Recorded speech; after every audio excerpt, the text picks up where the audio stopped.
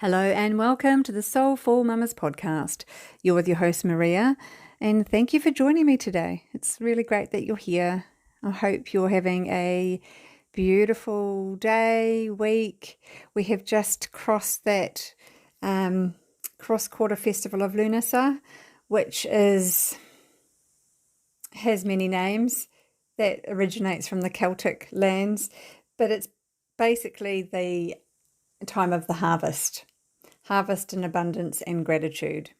They kind of go hand in hand, don't they? When you're harvesting, you've got lots to have for yourself and your family, but to also share, and it creates this beautiful cycle of gratitude. And it's a time to be grateful for all that the earth has provided, but it's also a really nice opportunity to have a little sacred pause and reflect on that time from the past 6 weeks, from summer solstice to now, excuse me, of,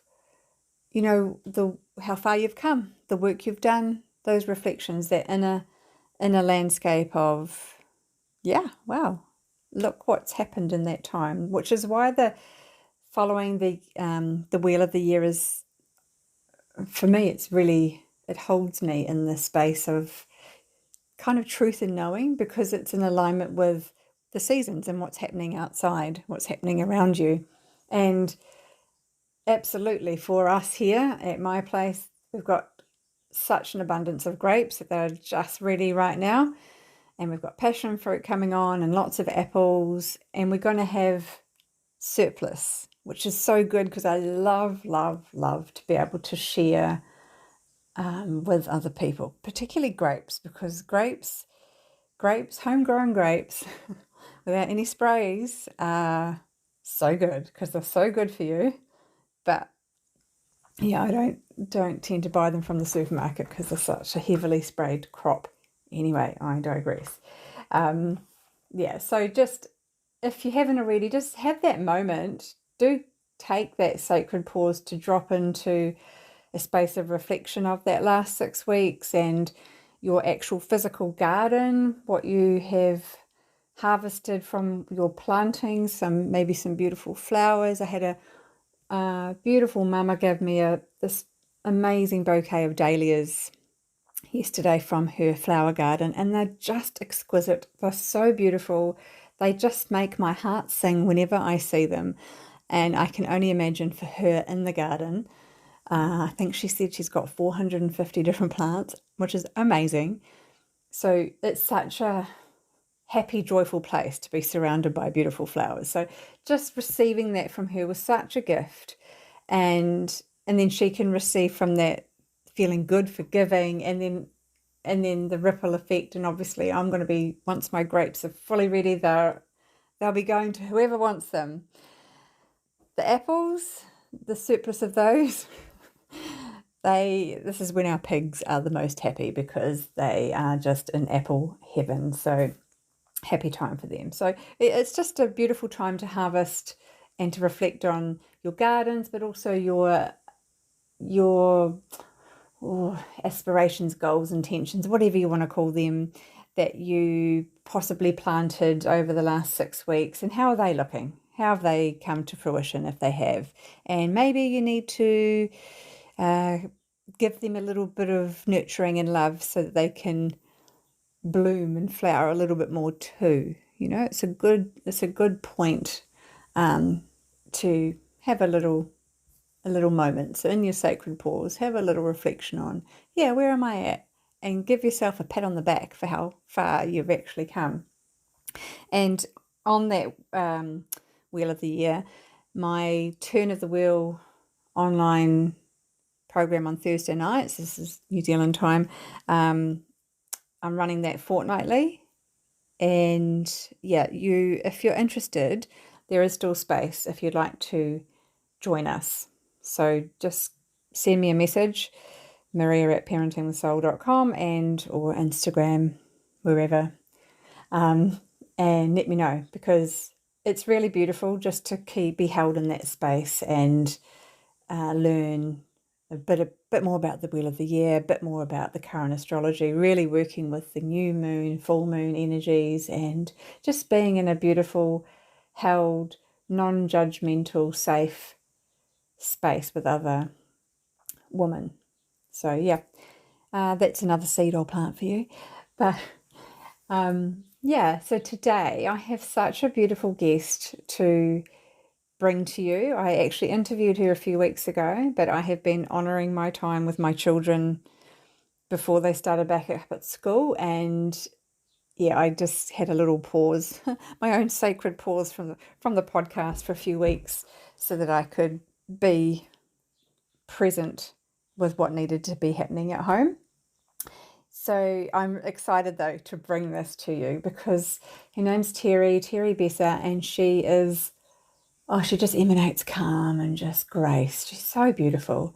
And yet when you listen and you hear her story of the trials and the challenges she's faced from, she's got three beautiful girls. They've each been born in a different country. She's had to navigate the grief and loss of four miscarriages and divorce and then even being a death doula for her father. Yeah, a lot. She's been through a lot. Yet she's used it to grow and evolve as this most beautiful mother, but woman as herself. So yeah, she's just a delight. So that's enough from me. Without any further ado, I bring to you the beautiful Terri. Terri, welcome. Welcome to the Soulful Mamas podcast. Thank you so much for having me. Oh, such a delight. Thank you. Would you like to share with us a little bit about who you are and your journey, your entry into motherhood? Yes. So I was never a child or a teenager that thought about having children. It never crossed my mind.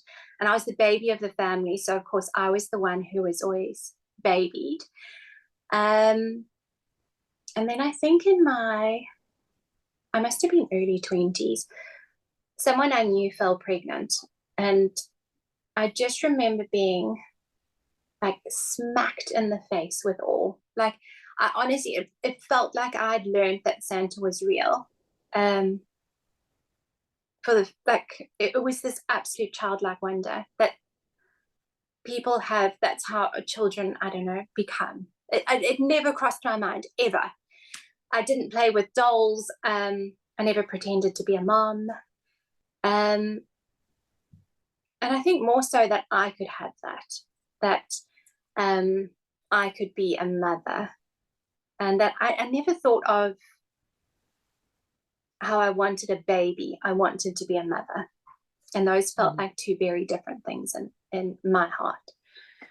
And of course, I grew up in a very Christian boarding school, and so I was always taught that you get married and you sleep together and you fall pregnant, and don't do it before because you fall pregnant, and it happens so quickly. And then I did the right thing and I got married, and I fell pregnant, and I guess no one warned me that miscarriages happen. And so shortly after falling pregnant, I had a miscarriage, and everyone told me how, don't worry, this happens to 1 in 3, I think was the statistic that I was given over and over. But it happens once and then it's done. And so I thought, okay, great. Gave myself a couple of months and I fell pregnant again. And then a few weeks later, another miscarriage. And this happened 3 times. And then I went on a massive health kick and I did all the things and I took all the supplements. And then I found out I was pregnant for a 4th time. And I remember saying to everyone, oh, it's going to be fine. This doesn't happen 4 times. I'm a fit, healthy person. I do all the things. I take all the supplements. It'll be fine. And it was much later in the pregnancy And yeah, it did happen. She passed in utero, and I was done. I was like, okay, we're not going to do that. We're not going to fall pregnant because it's not quite as easy as everyone said. And I really wholeheartedly focused on adopting. And at the time, my ex-husband and I immigrated to Canada. And after a couple of weeks in Canada, I remember thinking, oh, I don't quite recall when my period was. And I quickly ran to the store and I bought a pregnancy test that was in French. And I remember I took it and it said something. I had no idea what it was saying to me because it was in French. And so I had to quickly do a Google search, what does this mean? And so yeah, I was pregnant and I refused to tell anyone because I was like, right, we know how this ends. I'm not going to tell anyone. And yeah, needless to say, Ava was born 9 months later. And it was perfect. She was perfect. And my marriage had very much fallen apart in the duration of that pregnancy. And it did not put a dampener on anything. I was, alone in this country where I had no family. I had amazing antenatal group with the most incredible woman. And it's like the whole pregnancy, I was just completely lifted above what was going on, everything that was crumbling around me, and all these reasons why I actually shouldn't be that happy. Because I knew what I so desperately wanted was coming. And yeah, like I say, Ava was born in Canada and she was everything. She still is. And it was a difficult environment, that introduction to motherhood. No support system, no family. But luckily I'd never envisioned what this perfect having a baby would look like when I was a child. I never played that out. I just wanted to be a mother. And so what I got was to be a mother. I actually didn't care that there wasn't a father as part of this, white picket fence image in most people's lives. I got what I had dreamed of, and that was purely just to be a mother. And so, yeah, then a couple of years later, I got the bonus of meeting Ricky. Well, getting divorced, obviously, in between that. But meeting Ricky and then getting a father to this equation. And so that felt like such a bonus, like, gosh, life can be so much easier when you have babies and someone's present. And so, yeah, Ava was born in Canada. Isla Lucia was born in South Africa, and then Penelope was born here in New Zealand. And each of their pregnancies taught me so much about myself. Ava taught me strength. Isla really peeled back all the layers of, my the marriage that I'd come out of. She peeled back all those really messy layers and forced me to look at what was happening. And then Penelope kind of just came into this world as like this absolute wild child who is just like a wildflower against all odds, growing through, the cracks in the cement. And that's what she showed our family, resilience, really. Yeah. Wow. So beautiful. I love how you can just associate these feelings and these learnings and teachings that each of your beautiful girls, brought to you. I mean, Ava, what a gift in a time of such, it's a very tumultuous time for you. Yeah, And, yeah. I can't imagine being in a different country and away from all support. And yet it was okay because this. And it was more than okay. That's what kind of surprises people, is that I look back on nothing but absolute love for my time in Canada, because I was not going to let one situation or one person that was constantly in my life, obviously, ruin my experience. I was like, I've waited so damn long to be a mother, and I'm going to absolutely love this. And yeah, there was no tarnishing. I was having way too much of a good time to let him bring me down. Wow. That's such strength on your part as well. I know you're saying Ava bought that for you as well, but it's like this combined force of both of you, the strength and courage to, live life and enjoy life, love life. Yeah. And I then do just look back with real pride for myself. I mean, I was only 27, and I look back and I often talk to myself in that phase, and I'm really proud of you. Like, this was really difficult, and there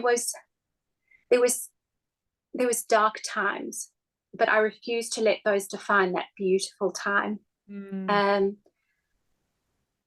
I'm really proud of how I can look back on it, and I can be proud of myself and how I handled things. And so that Ava had that really great time as well, the first 2 years in Canada. Yeah, beautiful. And what a gift you give to your three girls, the strength of their mother, this powerful woman. Yeah. And that they too are that already, but you can remind them and they can remind each other of that potential, and it's already there. Oh, absolutely. I remember during my miscarriages and, that crumbling of the marriage, thinking to myself, well, you could fall apart. You really could. But there's no one here who's going to pick you up. So it's just going to be a bit of a wasted day. So, come on, let's make the most of it. And I don't encourage that mindset either, because I think then, like I say, during Isla's pregnancy, I had to come back and do that healing. I had to face what I was kind of turning my back to. But right then, in that moment, that's what I needed. Put your big girl panties on. There's no one else here. You're going to be this person. And yeah, I guess thank goodness then I could meet Ricky and he could appreciate a strong woman as well. Yeah. And be this incredible father to yes, strong-willed girls. girls of life. Yeah.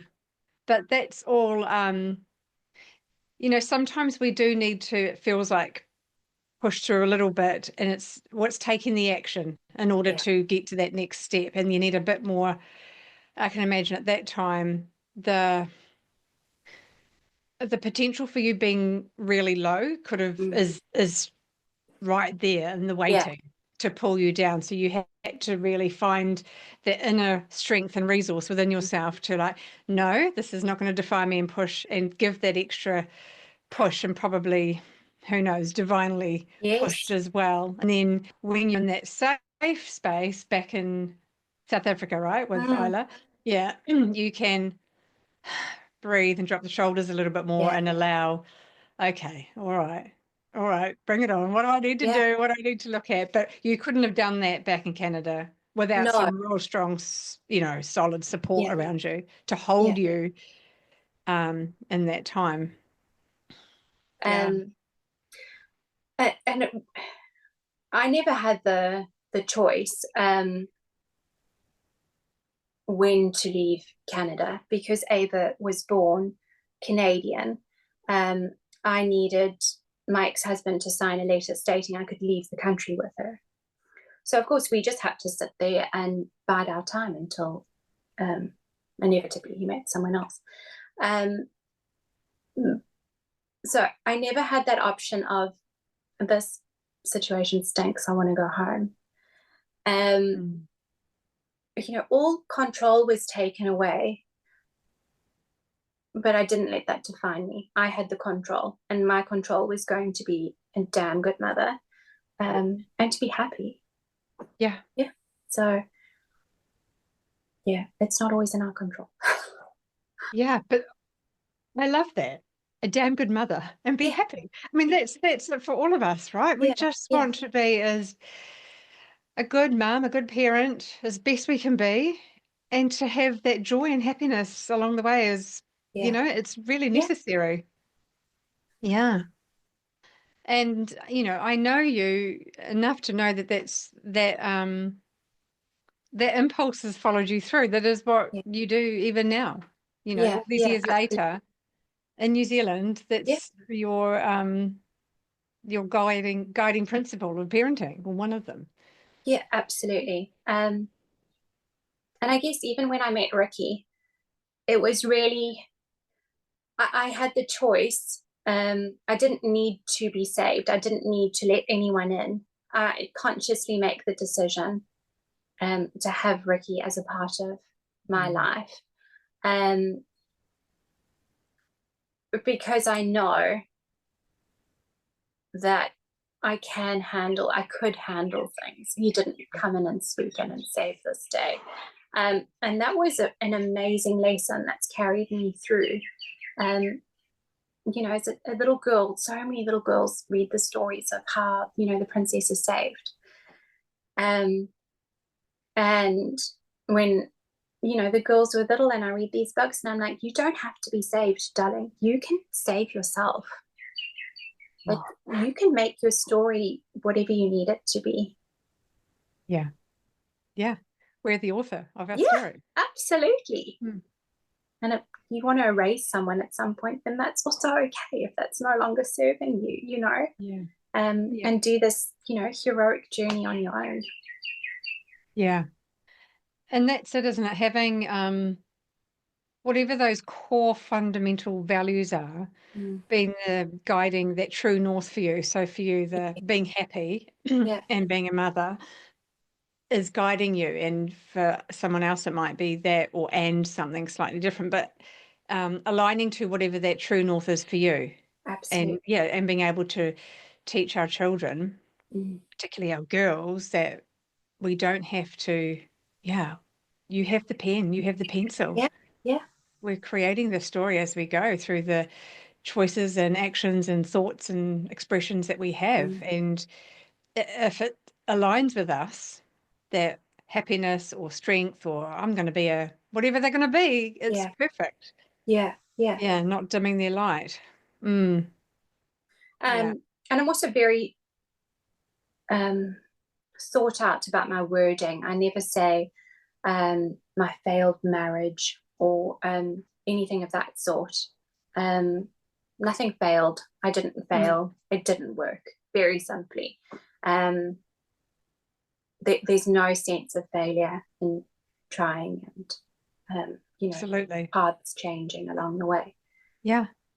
It's all part of the that growth, your life journey, that growth. And you needed, because otherwise you could have met Ricky in a whole different state of mind and being. Yes, and I've often thought about this. Like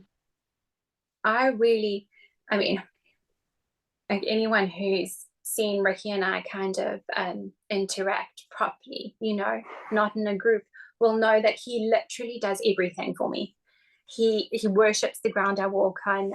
He will do everything and anything to make my life easier because he just so wholeheartedly loves me.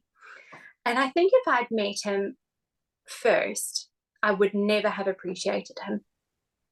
And I would never have learnt my own strength.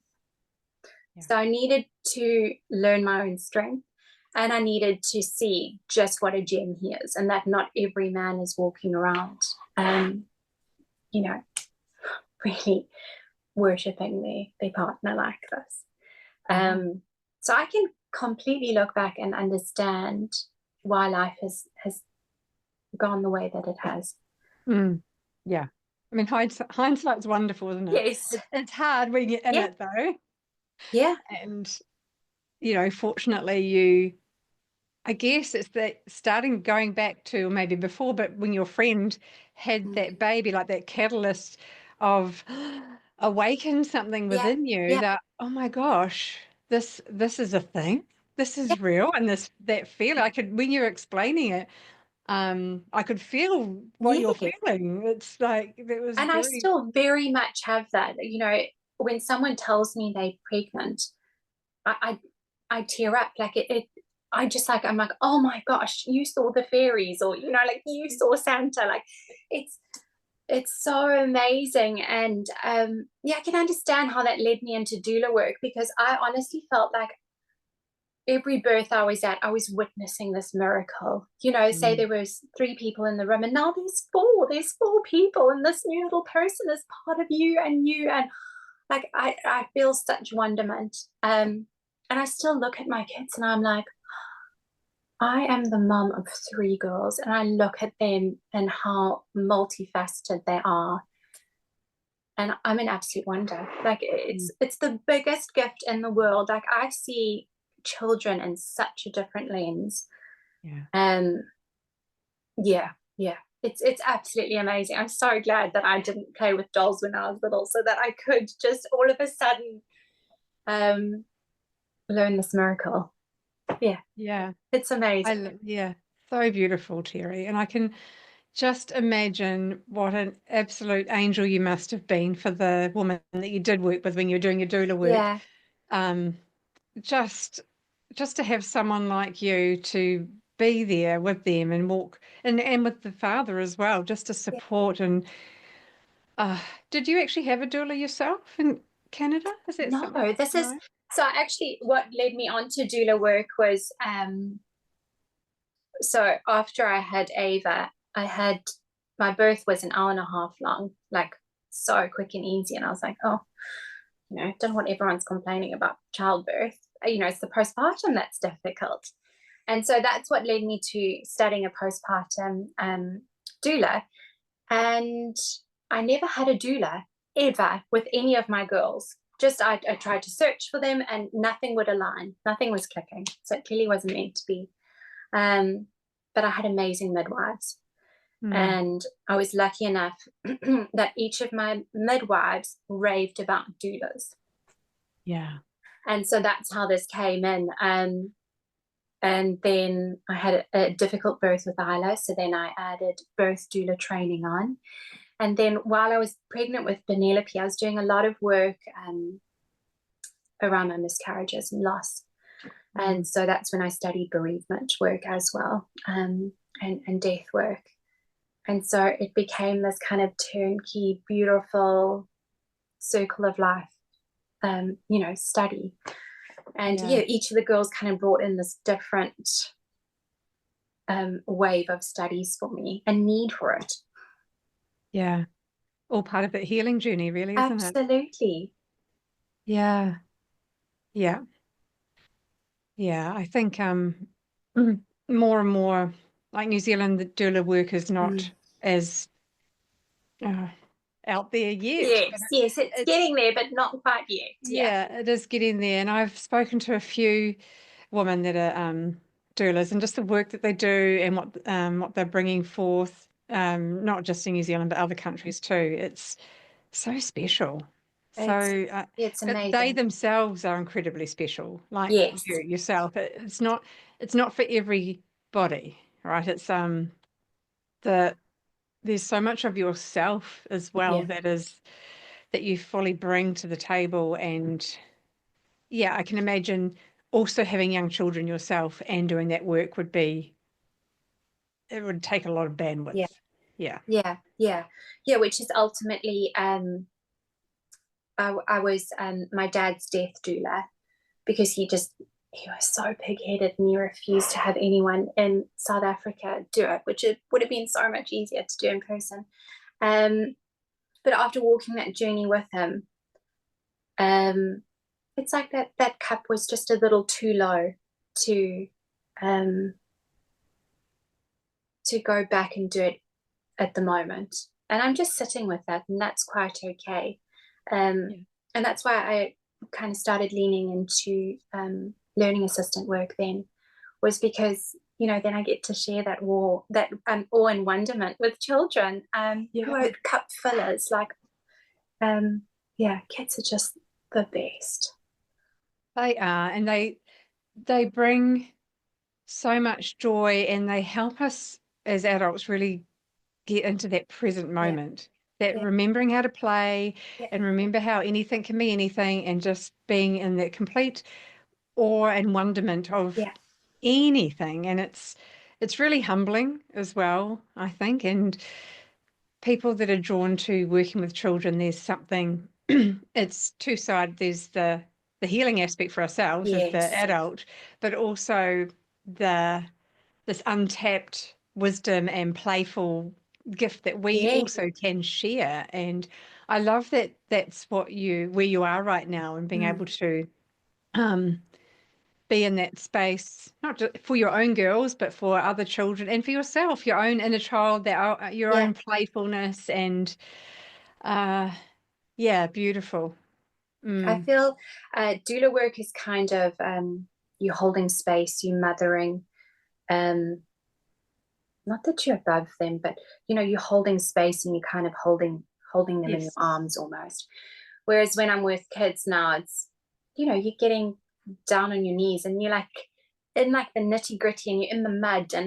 And I think, again, I can take that magical lens of seeing my children and looking at other people's children and as well, and being like, oh, you're your parents' miracle, you know. And how beautiful is it that you look like your dad, but you have your mom's tenderness, or whatever it might be. It's a complete different way of caring. It's a way more playful, messy, in the best way kind of caring. It's this beautiful organic evolution, and it's also it feels quite aligned for you and your family at the stage that you're at, growing with them, like your growth as well. So you're not sacrificing yourself, you're still growing, and your needs are being met, but it's also in alignment with the needs of your family. And that's really beautiful, because it's not always easy to try and strike that balance, is it? Yeah, absolutely. And you know, we figured, especially when we got to New Zealand, like, there's no aunts, there's no uncles, there's no grandparents. This is it. What's under this roof, that's, you know, the start of our family in this new country. And so I very much need to be present in the girls' lives. I can't be, you know, perhaps leaving them in aftercare because there isn't that grandparent then picking them up, or whatever it might be. And also, I knew very much I couldn't be completely emptying my cup. I needed to be having school holidays with them as well to fill my cup up. Yeah, absolutely. Such good awareness. And I think that's also something that you model just by being who you are and what you do. It's not your thinking, I'm going to tell everyone about this. It's not. It's just who you are. It's just in your state of being. But by doing that, that ripple effect to, you know, the parents and the other teachers and the, you know, people within your community can feel this sense of calm and peace that you do emanate. And that you only get that when you are truly happy. You know, you're following bliss, you're living your true north, and that's when that comes through, and you can feel that from you. And everybody's bliss that they receive is going to be from something different, but it's like saying yes to that and following those. And kind of weathering the seasons. You know, the autumn where everything falls apart, and and I think you were one of the first people I told when I was pregnant with Penelope. And you know, you were, congratulations, and you know, it was wonderful. And I was like, oh, I don't know if I can do this. Like, this is a lot, and I feel miserable and I feel sick. So yeah, just being so patient with yourself in those times of autumn when you really can't see the light. But you know, it always comes. Like, I always relate what I'm going to a season, and I'm like, no, the trees go through this, so can I. Yeah, yeah, yeah. I love that. Nature is such our perfect teacher. Yes. Yeah, yeah. The flow and the grow and the rhythms and the changing and the cycles, and it's this flow of life. And it's sometimes it's not always circular, it's also spiral. So we come in and we go out, and there's all of that, and it's all perfection. Yeah, yeah, yeah. Love that. Yeah. Yeah. Is there anything else you want to bring put voice to? I guess it's just when you were saying, how I emanate calm, and I can see that, because obviously I pick up that from you and from other people. But also understanding that I'm not emanating calm all the time. Like, I don't think anyone is. We all go through the ups and downs of the days and the weeks. And yeah, the healing that took place to get here was super messy at times, for a long time, and it felt yuck. And it was having, people like you who could anchor me down and just say at certain times, like, oh, I can see why this has happened, and where it's coming from. And just knowing that any healing is good healing. Yeah. And it all accumulates, and eventually it feels good, and then something else happens, and then you've got to do some more healing, and that's also okay. Amazingly, Isla Lucia is just the biggest mirror back at myself. She is me as a child. She looks like me as a child. She behaves like me as a child. And yeah, it forces me to see all the things and heal all the little wounds, and love her through it as well. Yeah. Love her through it. Exactly. Yeah. And by doing so, you're loving yourself even more. Yes, absolutely. Because she is that mini me version. Yeah. I love it how, you've got 3 girls, and a lot of people just assume, oh, you've got 3 girls. Oh, they're exactly the same. Same, they do the same, they're all going to act the same, and you take them to a particular place. And No. I mean, I don't even think they look the same. They are so completely different. And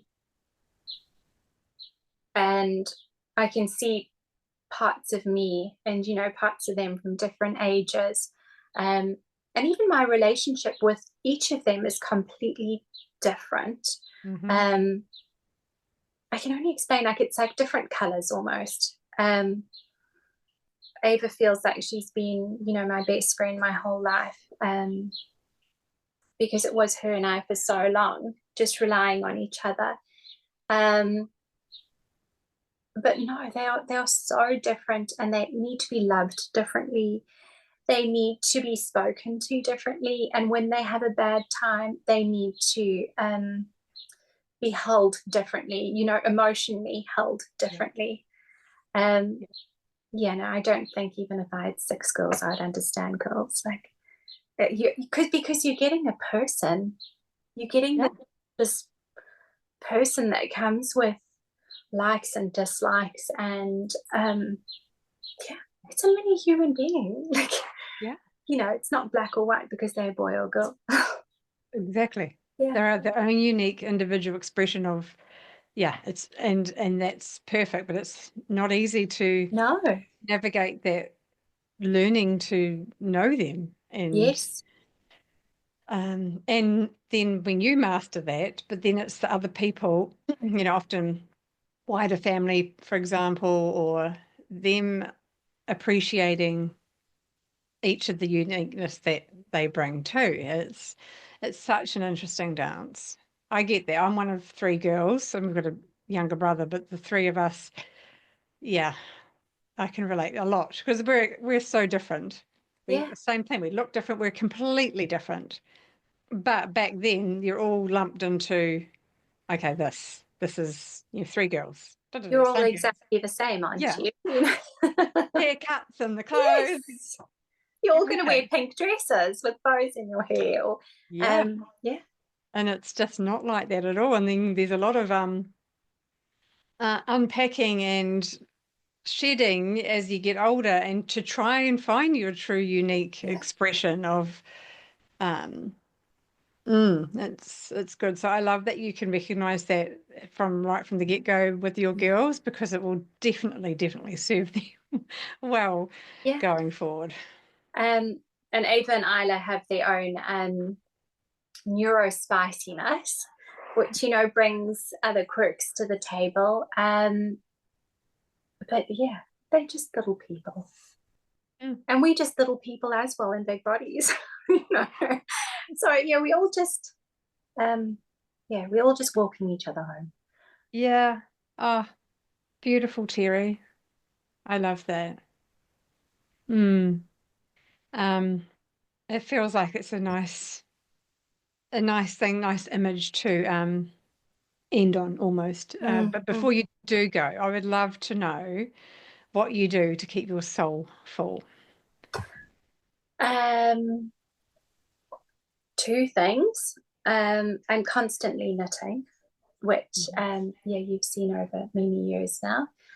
And that kind of, I knit my emotions out, if that makes any kind of, you know, some people run to kind of shake it off. I knit through them. And this has enabled me, you know, as a parent, sometimes I'll sit next to one of the girls while they're tantruming, and I'll just sit and knit. Because you're not sitting and staring at them, you know, waiting, like, oh, are you going to be done soon? Or as a doula, you know, you're just kind of knitting in the, while mother's, you know, early laboring. It allows me to be present, but for the people around me not to feel like they need to speak or do. And then the second thing, which I've really been leaning into quite a bit in the last perhaps 6 months, is seeing people. And that sounds so simple, but every time I walk past someone and I think to myself, oh, their hair looks nice, or gosh, that's a pretty skirt, or whatever it might be, I'll voice that. So I'm constantly saying it. I don't force myself to say something for the sake of connecting with someone. But the minute that thought comes to mind, I'll say to someone. And if I don't know them, I'll say it as well. Really like the way you look. I like, you know, way your hair looks today, or you look so happy, or whatever it might be. And kind of outrageous kindness. So if I see someone, if Ricky's, say, driving the car and I see someone struggling to cross a road, I'll tell them to stop, and I hop out the car and I'll help the person cross the road, and inevitably probably walk them home and, you know, chat to them on the way. Because I just think I feel amazing afterwards, having deeply connected with someone like that. It gives me such a high. And I know that when someone has chosen to spend their time deeply connecting to me, I feel so seen and so heard. You feel like there's this like root system between all of us. Yeah. And we all just like, the kinder you are, the more that you like just feeding this big infrastructure of kindness. And so that's what I do now. I don't let it be a fleeting thought of, oh, shame, that mum's really struggling to put her groceries in the car. What a pity. You know, stop, you know, say to her, you know, do you want to hold the baby and I'll pop the groceries in for you? Whatever it might be, small, big. Sometimes people don't want any of it, and that's okay. But just offer. And the more you offer, the easier it becomes. Yeah. You don't feel like you completely, I don't know, drawing attention to yourself, whatever it might be. Yeah, I know what you're saying. Yeah. Yeah, that's beautiful. And it's like you said, it's that reciprocity of that giving and receiving. Yeah. And you're not doing it because you want something yourself. No. You've noticed something that it's like an intuitive knowing, and like Yeah. I actually have the capacity to help this person Yes. or to do whatever it is that you're doing. But it's not I'm going to do this because then I might acquire Yeah. 10,000 more followers and Yeah. They'll like me more. yeah. Just let it be so natural, and it becomes, really natural now. Just saying to, I have heaps of elderly neighbors, and the one likes to put on like a full leopard print little outfit every time when she goes out on a Friday night, bright red lipstick. And honestly, the way she smiles when I tell her that she looks beautiful, it could like feed my love bubble for a week. She is just beaming, and like, oh, I tear up because it's beautiful. Like, she deserves to be told that every single morning. Mm. Yeah. Mm. Yeah. Yeah. Oh, beautiful. And one of the byproducts of that is that your children are Yeah. noticing. Yeah. And I know, I try and do a similar thing, and I'm noticing my children I don't say anything to them, I'm just watching them in action, or just that mindfulness and awareness of others. They're not Yes. in their teenage bubble of me, me, me. They're Head actually down. aware. Yeah. They are. They will, yeah, carry that bag or open that door, and Yeah. they're doing it for me now. Even I don't even. Yeah. But again, it is reciprocity, and it's not Yeah. an expectation. It's just how wonderful. And like you're saying, everything is connected. We are all connected. It's all part of that big oneness in whichever way you want to see it. But it does have an impact, and it does affect in that way, on a really, Yeah. really positive note. So beautiful. What a symphony you're creating there, Terri. Oh, thank you. Mm. Oh, well, thank you so much for your time and your sharing, and your story is just so soul-filling, so beautiful, Yeah. as are you as a person. So I, yeah, appreciate you and appreciate your time. Oh, thank you so very much. Isn't Terri just a delight? I told you, didn't I? She's just beautiful. Her story is just amazing, and yeah, I hope that was soul filling for you, because I feel like that her story and her sharing and just who she is and how she shows up in the world is, yeah, it's really inspirational. So I felt like it's a soul filling conversation for sure. And I can imagine there are lots of little pearls of wisdom in there and takeaways. We've got healing can be messy, and knowing that your relationship with each of your children is going to be different. And I loved it when she said, we're just little people in big bodies and all walking ourselves home. Isn't that just beautiful? I really love that. And just when she was talking about, it's like she had a remembrance of what it was to be a mother, and that desire to be a mother. And that's that guiding light that got her through those challenging times when her first daughter Ava when she's pregnant with her and when she was born, and continues to do so today. So a real gift of a sharing. So deep gratitude to you, Terri, for your time and energy. It's just beautiful. Yeah.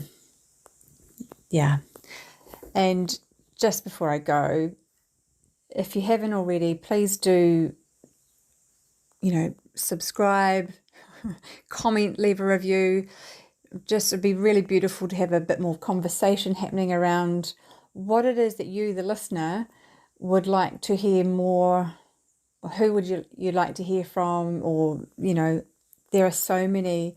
I mean, each of you are amazing. You now listening to this has a beautiful story, and you may think, oh no, not me. But actually, yes, why not you? Of course you. So it just takes a little bit of bravery, I suppose.